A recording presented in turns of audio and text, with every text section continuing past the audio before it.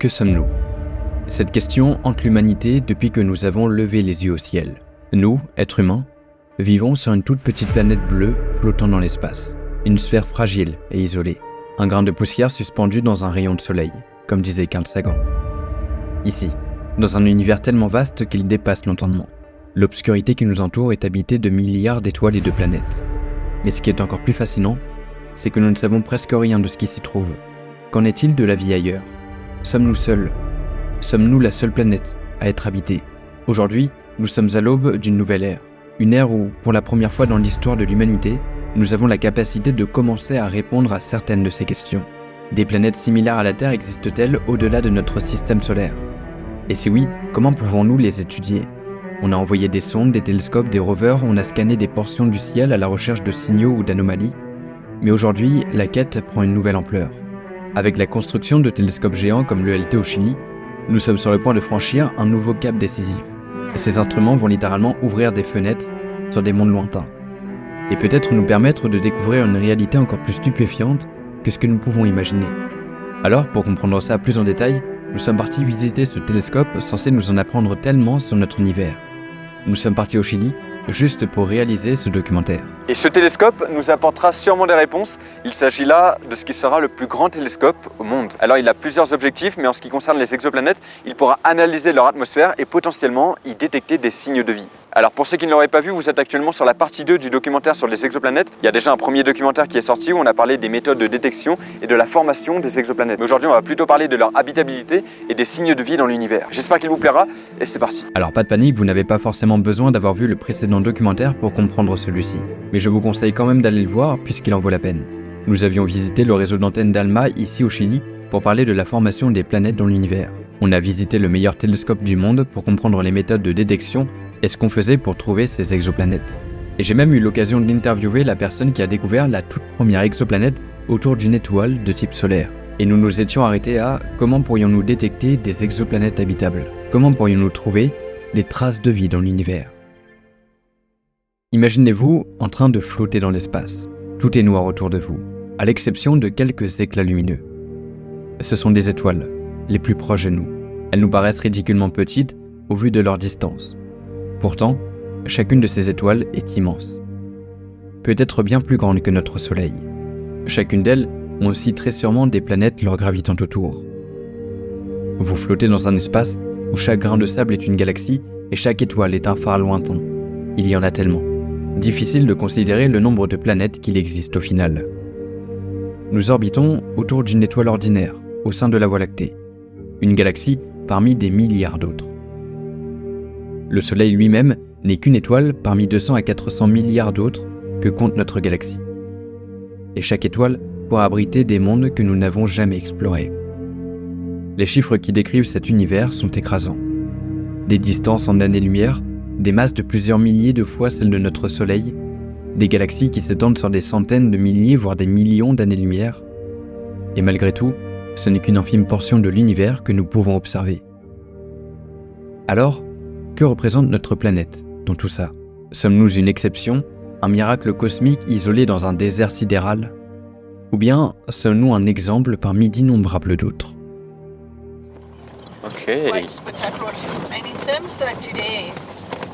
Ce télescope en construction, appelé Extremely Large Telescope, devrait normalement nous aider à répondre à toutes ces questions que nous pouvons nous poser.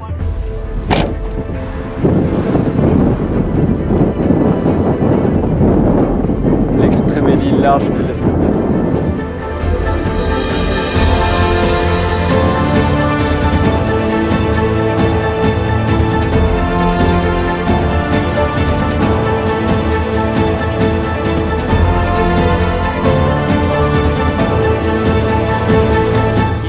ELT sera un télescope de 39 mètres.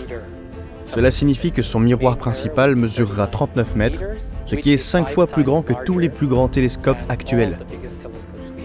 Ce sera le plus grand télescope optique au monde dans un avenir prévisible. Ça fait combien de temps que l'ELT est en construction déjà ? La première brique, au tout début de la construction, c'était en mai 2017. Oh wow, ok. 10 years of construction in total. Oui, c'est le temps de construction habituel pour ce type de projet. Alors comment ça va se passer en fait? Ce télescope sera équipé de 6 instruments au total. Il y en aura d'autres qui seront ajoutés par la suite. Et ce sera les instruments les plus précis au monde. Des instruments jamais construits auparavant. Son miroir principal de 39 mètres fera de lui le plus grand télescope au monde. On observe le ciel avec nos yeux dans un diamètre de seulement quelques millimètres. Imaginez alors ce que nous pourrions voir avec un télescope aussi grand. Nous aurons la possibilité de voir très loin, avec une précision inégalée. Le principal avantage est qu'il produira des images 5 fois plus nettes, ce qui permettra de voir des objets 5 fois plus petits et qu'il verra des objets 25 fois moins lumineux. C'est parce que ce télescope est aussi puissant que nous pensons qu'il sera en capacité de trouver des traces de vie dans l'univers. Mais il ne faut pas brûler les étapes. D'abord, nous devons comprendre ce qu'est vraiment la vie.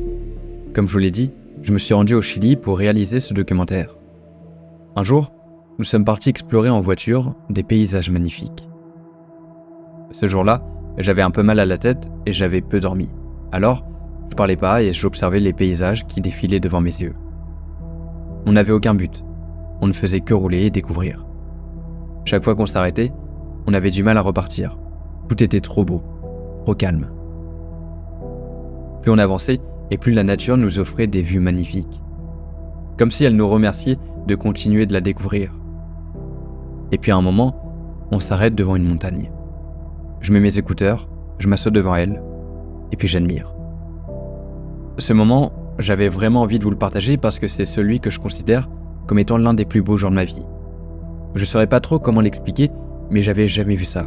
Une sensation indescriptible. Tout était calme et reposant. Une vue dégagée sur une plaine immense. On continue notre route et on croise quelques animaux. Des vigognes qui traversent la route en troupeau, des oiseaux. Ils étaient tous libres. On les enviait presque de vivre dans ce magnifique endroit. Puis, je me suis mis à relativiser et à me rendre compte à quel point c'était incroyable de voir ça. Des êtres vivants. Ça paraît totalement débile comme réflexion, parce qu'on est entouré d'êtres vivants. Mais est-ce qu'on s'en rend vraiment compte? C'est quoi réellement la vie? Comment pourrait-on la définir? Une définition que j'aime bien, c'est de dire que est vivant une structure qui va avoir de manière autonome la capacité de créer des copies d'elle-même. Alors nous, on se réplique, alors bon, c'est la reproduction, il faut être deux pour ça, c'est la reproduction sexuée, mais les bactéries sont capables aussi de se répliquer de manière individuelle, c'est la reproduction asexuée. Donc être capable de se répliquer et au moment de cette réplication, parfois, de temps en temps, générer des variations. C'est-à-dire qu'une bactérie, quand elle se divise, une fois sur, 10, 100, 1000, 1 million, peu importe, il va y avoir une petite variation. Et qui fait que cette erreur va être parfois bénéfique, parfois non. Et quand c'est bénéfique, dans un environnement donné, cette nouvelle lignée va être favorisée. La vie a commencé à partir d'une cellule, seule et insignifiante. Elle s'est divisée encore et encore, puis a donné naissance à la complexité. Des milliards de cellules qui s'unissent ensemble pour former des organismes, des systèmes, des réseaux. La vie est une transformation. Elle évolue de manière perpétuelle. Elle s'est développée sur Terre par un concours de circonstances tellement incroyables. Chaque événement, aussi insignifiant soit-il, aurait pu se dérouler autrement et empêcher toute vie de se développer sur Terre.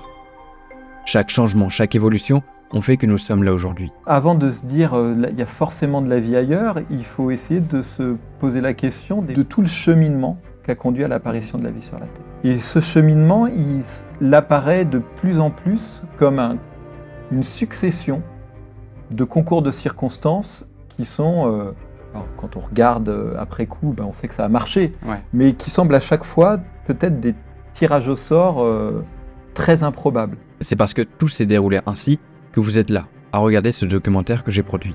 Il n'y aura peut-être pas de réponse définitive pour expliquer ce qu'est la vie. Nous sommes nés ici, mais la vie aurait-elle pu apparaître sur une autre planète? D'après les statistiques, il est raisonnable de penser que la vie extraterrestre existe. La vie intelligente est peut-être difficile, mais il semble, d'après nos connaissances et notre ignorance, qu'une telle vie devrait exister. Oui, nous devrions dire qu'il s'agit de la première hypothèse. Et alors après, si on me dit, est-ce que tu crois qu'il y a de la vie ailleurs dans l'univers? Si on me dit, il faut être très concis, je dirais, ça ne m'étonnerait pas. Mais c'est loin d'être évident. Peut-être qu'une planète avec des conditions différentes de la Terre peut développer la vie. C'est une question que les scientifiques se posent encore aujourd'hui. Mais nous n'avons qu'un exemple de la vie. Nous nous basons sur un modèle précis pour orienter nos recherches. Je pense que l'univers est tellement vaste que c'est probable qu'il y ait de la vie, mais voir, c'est croire.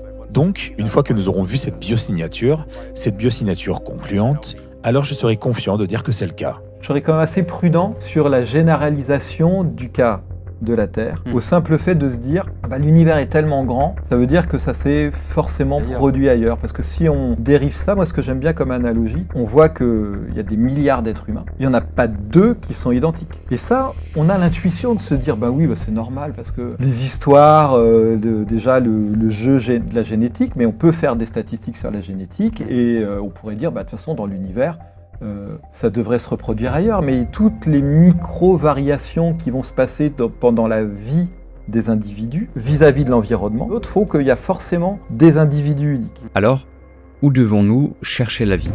Cette question nous a mené à établir des critères pour définir une planète comme habitable ou non, et nous aider par la suite à dire si celle-ci est habitée ou pas. Plein de critères différents qu'on base par rapport à nos connaissances de la vie terrestre et sur comment elle est apparue. Qu'est-ce qui fait qu'une planète soit habitable? Bon, alors tout commence par la zone habitable. Ce terme désigne une région autour d'une étoile où la température permet à l'eau de rester à l'état liquide. Si c'est trop près du soleil, il fait trop chaud, et s'il y a de l'eau, elle ne sera jamais à l'état liquide. Et puis si c'est trop loin du soleil, il fera trop froid, et l'eau ne sera jamais non plus à l'état liquide. solide, et sera sous forme de glace. Trop proche de l'étoile, l'eau s'évapore, trop loin, elle gèle. Mais cette zone n'est qu'un des nombreux critères à remplir. Elle varie selon la taille, la luminosité et la chaleur de l'étoile. Autour d'une étoile naine rouge par exemple, qui est moins chaude, la zone est plus proche. Il faut donc parfois chercher des planètes loin de leur étoile et parfois les chercher proches. Et ce, selon le type d'étoile que c'est. Et on pense que l'eau est probablement indispensable pour que la vie puisse apparaître. Si on est dans cette zone, on sait qu'il y a des planètes. Mais par contre, à nouveau, on n'est pas sûr qu'il y ait de l'eau sur ces planètes. La distance ne fait pas tout. Il faut d'autres critères plus spécifiques, car être seulement dans la bonne zone, ce n'est pas suffisant. Pour vous donner un exemple, Vénus est dans la zone habitable du Soleil. Et pourtant, cette planète est très loin d'être habitable. L'eau est au cœur de la vie telle que nous la connaissons. Toute forme de vie terrestre en dépend, qu'elle soit microscopique ou complexe. Une planète sans eau liquide est presque assurément stérile. Enfin, toujours selon nos connaissances et nos critères actuels.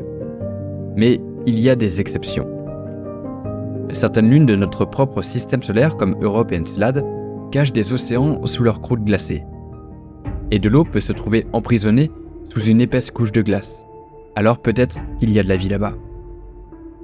Ça veut dire que même sans eau liquide en surface, il pourrait y avoir de la vie en profondeur sur une planète. Au fond des océans sur la Terre, il y a des sources hydrothermales, des petits volcans. On pense qu'il y a probablement aussi de l'hydrothermalisme au fond des océans. Et donc peut-être que la vie a pu apparaître aussi dans ces océans, mais là on est dans un cas de figure qui est très différent de ce qui a pu se passer sur la Terre et sur Mars.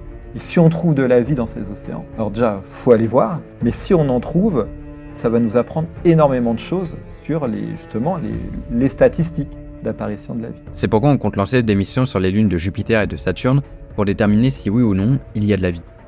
Et d'ailleurs, je vous parlerai de tout ça dans une prochaine vidéo qui j'espère vous plaira. L'habitabilité dépend aussi de la masse et de la taille de la planète. Une planète trop petite comme Mercure ou notre satellite la Lune n'aura pas une gravité suffisante pour retenir une atmosphère. Et sans atmosphère, il est impossible de maintenir un climat stable, et encore moins de protéger la surface des radiations stellaires et cosmiques mortelles. D'un autre côté, une planète trop massive comme Neptune ou Jupiter sera une géante gazeuse, incapable d'offrir une surface solide où la vie pourrait s'épanouir. Les planètes idéales sont celles qui se situent dans cette fourchette intermédiaire, assez grande pour retenir une atmosphère, mais pas trop massive pour devenir des géantes gazeuses. Prenons l'exemple de la Terre qui se trouve dans cette gamme parfaite. Elle a suffisamment de masse pour conserver une atmosphère riche en oxygène, mais reste une planète rocheuse où la vie a pu se développer. C'est pour cette raison que nous sommes là, parce que nous avons une atmosphère. Sauf qu'avoir une atmosphère ne suffit pas. La composition de l'atmosphère est l'un des critères les plus décisifs. Une atmosphère riche en gaz carbonique ou en méthane peut provoquer un effet de serre incontrôlé, rendant une planète trop chaude pour la vie, comme c'est le cas sur Vénus. A l'inverse, une planète trop pauvre ne peut pas maintenir de chaleur et la planète devient un désert glacé. La Terre a exactement les bons ingrédients, la bonne composition atmosphérique qui fait que nous sommes là aujourd'hui. Si on veut trouver de la vie similaire à celle qu'on a sur Terre, il faudrait cibler des planètes ayant des compositions atmosphériques similaires. Et ça, c'est pas simple à faire. L'atmosphère d'une planète doit contenir certains gaz vitaux, de l'oxygène pour les formes de vie telles que nous les connaissons, mais aussi du CO2, pour permettre aux plantes et aux organismes photosynthétiques de prospérer. Mais il ne faut pas qu'il y ait trop d'oxygène non plus, ou trop peu. Pareil pour le méthane, le CO2 ou l'azote. Il faut donc une atmosphère qui soit équilibrée. Et il y a tellement d'autres caractéristiques qui font qu'une planète puisse être habitée, comme par exemple une activité géologique. Une planète morte, comme Mars aujourd'hui, ne peut pas maintenir de processus essentiels pour la vie. L'activité volcanique, par exemple, permet de renouveler les sols et faire évoluer la planète. Elle contribue à l'effet de serre, stabilisant le climat sur le long terme. Sans ça, une planète pourrait devenir une boule de glace, ou pire encore, une fournaise sèche. Sur Terre, les plaques tectoniques sont aussi cruciales pour recycler le carbone. Une planète habitable doit donc montrer des signes d'activité interne, des volcans, des tremblements de terre et une géologie active. Ces phénomènes sont comme le pouls d'une planète. Sans eux, il est peu probable qu'elle soit vivante. Mais ça, c'est impossible de le repérer sur des planètes distantes de plusieurs années-lumière. Encore plus subtil mais tout aussi vital, c'est le champ magnétique. Ce bouclier invisible protège une planète des vents solaires. Ces tempêtes de particules émises par l'étoile qui peuvent balayer l'atmosphère d'une planète si elle est sans défense. Imaginez-vous debout sur la surface d'une planète sans champ magnétique. Au-dessus de vous, les vents solaires puissants que vous ne voyez même pas frappent la surface d'une violence inouïe. L'atmosphère qui vous protège serait entièrement arrachée, transformant un monde autrefois potentiellement habitable en un désert stérile. Sur Terre, le champ magnétique joue un rôle de garde du corps. Sans lui, notre planète ressemblerait probablement à Mars, dont l'atmosphère a été soufflée par des centaines de millions d'années de vent solaire. Alors, pour qu'une planète soit habitable, il est impératif qu'elle possède un champ magnétique, pour protéger ses précieux gaz atmosphériques et permettre à la vie d'évoluer. C'est là qu'on voit à quel point il est compliqué de trouver une planète qu'on considère de manière assurée comme habitable, ou mieux encore, une planète habitée. Pour en être sûr, il faudra avoir des informations sur son activité géologique, son champ magnétique et surtout sa composition atmosphérique et les conditions qui y règnent. Avec l'évolution de notre technologie, on sait détecter quelques-unes de ces caractéristiques. Depuis peu, nous savons définir la distance d'une planète avec son étoile, ce qui est très important pour déterminer si la planète se trouve dans la zone habitable ou non. Mais il reste encore le défi de prendre une image de la planète. Parce que les planètes qu'on recherche qui sont comme la Terre sont en réalité plutôt petites. Et quand on doit trouver une petite planète à côté d'une grosse étoile qui nous éblouit, c'est souvent pas facile. Mais c'est pas impossible et c'est là que l'ELT entre en jeu. Ce télescope pourra théoriquement nous permettre de prendre en photo des planètes aussi petites que la Terre dans la zone habitable de leur étoile. L'ELT nous permettra aussi d'analyser de manière encore plus précise la composition des atmosphères de planètes similaires à la Terre. Et ça, c'est encore plus impressionnant. Si on y parvient, on pourra peut-être détecter des traces de vie, appelées biosignatures, suggérant la présence de vie sur une planète. C'est pourquoi on peut dire que si nous devons détecter de la vie quelque part dans l'univers, eh bien c'est ce télescope qui aura le plus de chances de faire cette découverte. Donc, à partir d'ici, ce qu'on va faire, on va monter à l'intérieur du dôme en passant par les échafaudages.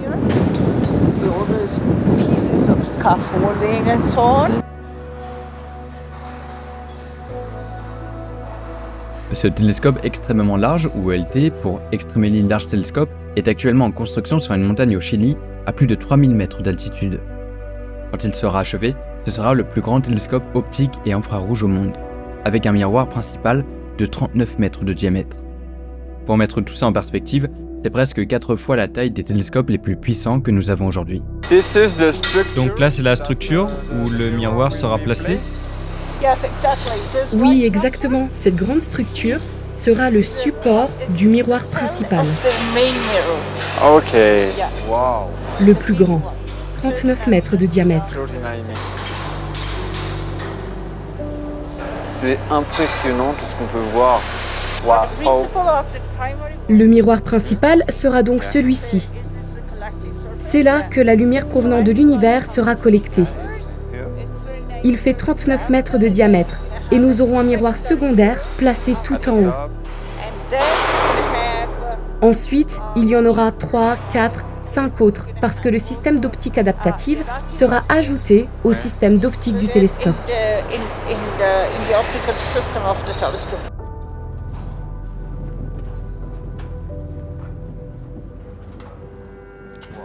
Mais à quoi sert un miroir si grand? Pourquoi est-il crucial dans la recherche d'exoplanètes? Le fait qu'il ait un miroir aussi grand permettra de collecter beaucoup plus de lumière que les télescopes actuels. Dans l'obscurité de l'univers, la lumière est notre seule messagère.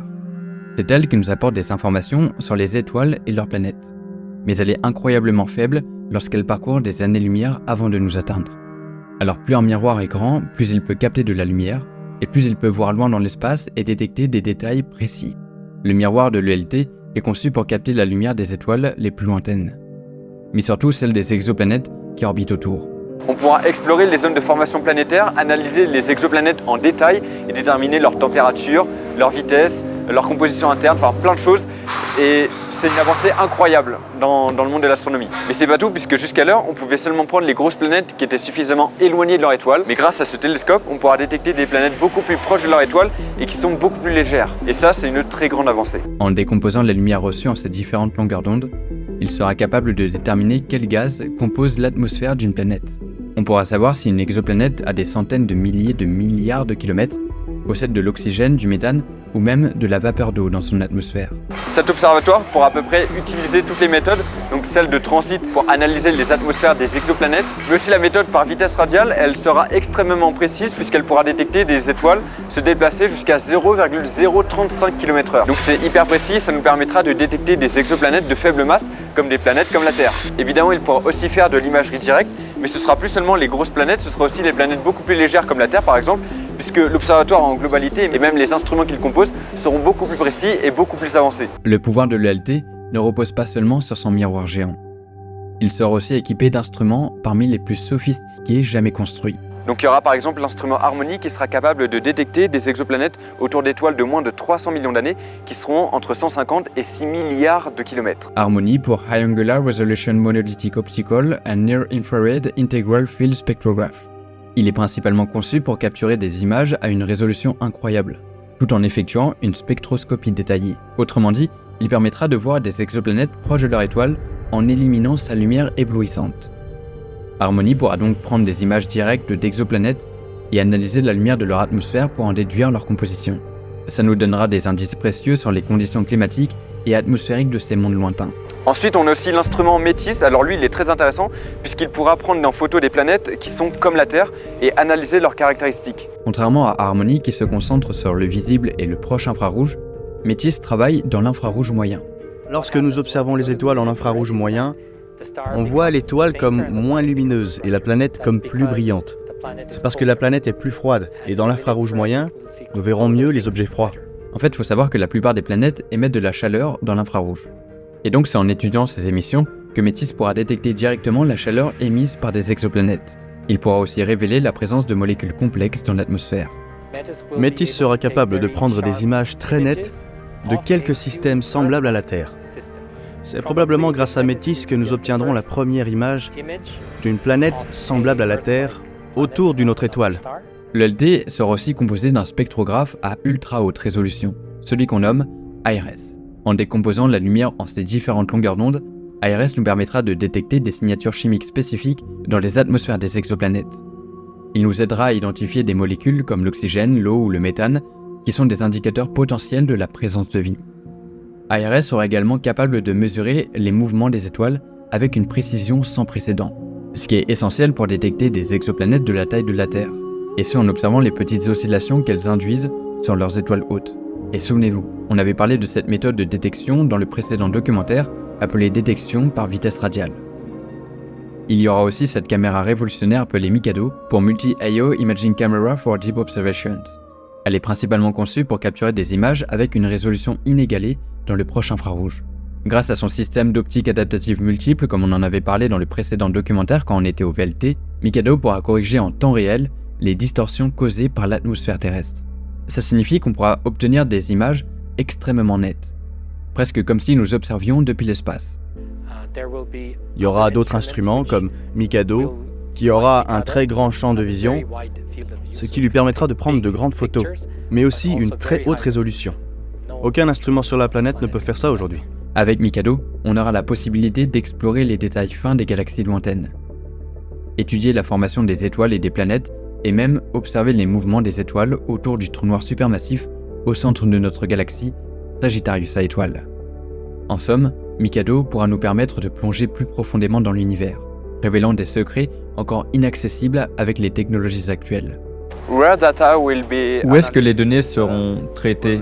Comme pour le VLT avec son centre de contrôle. Non, directement dans la salle de contrôle. Le LT sera un télescope de plus de l'observatoire de Paranal, ce qui veut dire qu'il pourra être contrôlé depuis la même salle de contrôle. Ce ne sera pas trop loin? Non, tout sera connecté. Avec tous ces moyens, le LT pourra peut-être trouver une planète avec une composition atmosphérique qui fera polémique.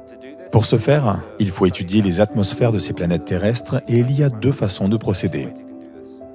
Vous pouvez le faire par spectroscopie de transmission où la planète se place devant l'étoile et où nous pouvons mesurer l'effet de l'atmosphère autour de la planète sur le spectre de l'étoile. Et pour les planètes que nous détectons par imagerie directe, parce que nous voyons la planète, nous l'avons séparée de la lumière de l'étoile, nous pourrons prendre toute la lumière de la planète et obtenir un spectre de la planète et ensuite caractériser son atmosphère à partir de là. Les signes de vie seront détectés en mesurant l'abondance des espèces gazeuses, comme l'oxygène, le dioxyde de carbone, le méthane et l'eau. S'il y a des déséquilibres dans le nombre de molécules que nous détectons dans les atmosphères, certains de ces déséquilibres ne peuvent être causés que par la vie.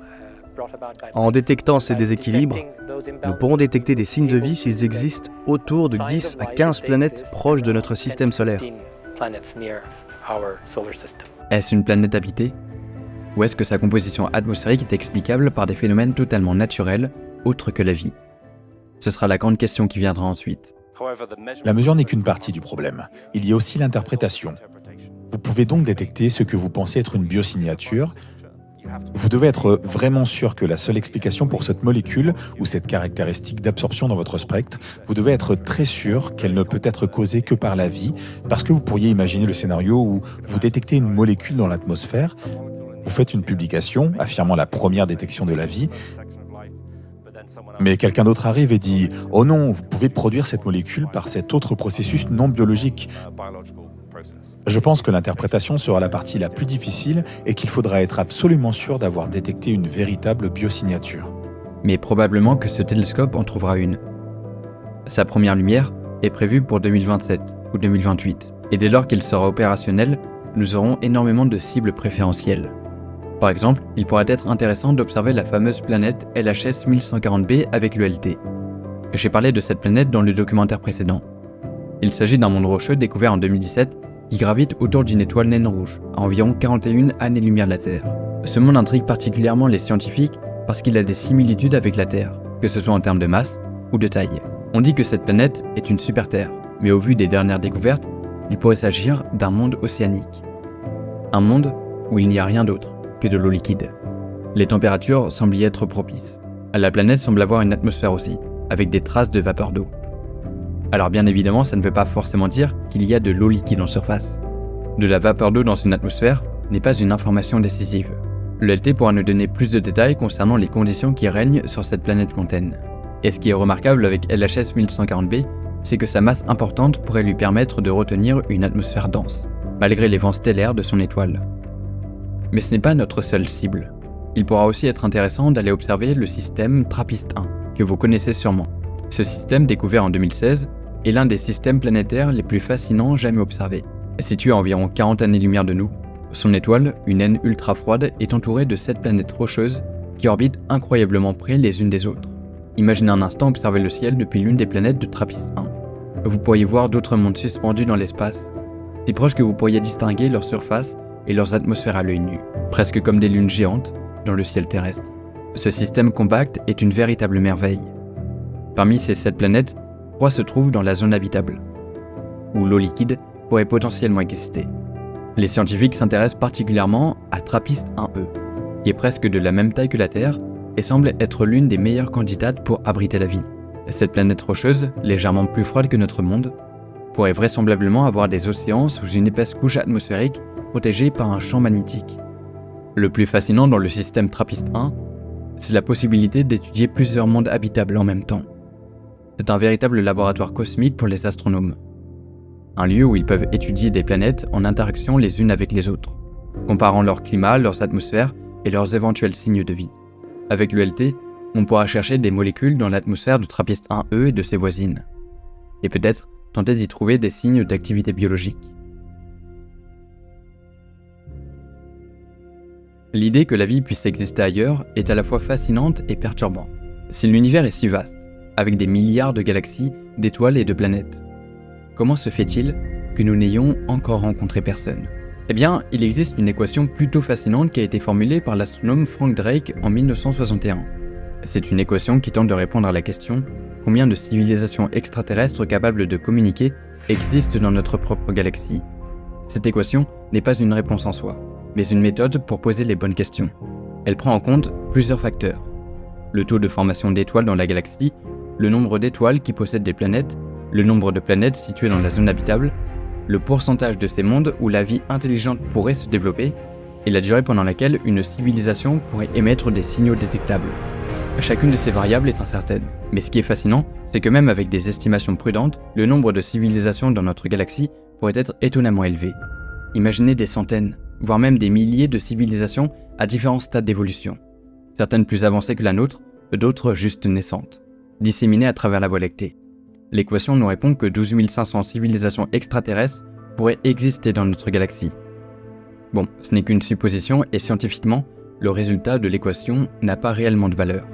En regardant le ciel au Chili, je me suis demandé plusieurs fois s'il y a tant d'étoiles ou de planètes dans l'univers, et si la vie est supposée être courante, pourquoi nous n'avons encore rencontré personne ? Où sont les civilisations extraterrestres ? Pourquoi ne voyons-nous aucun signe d'elles ?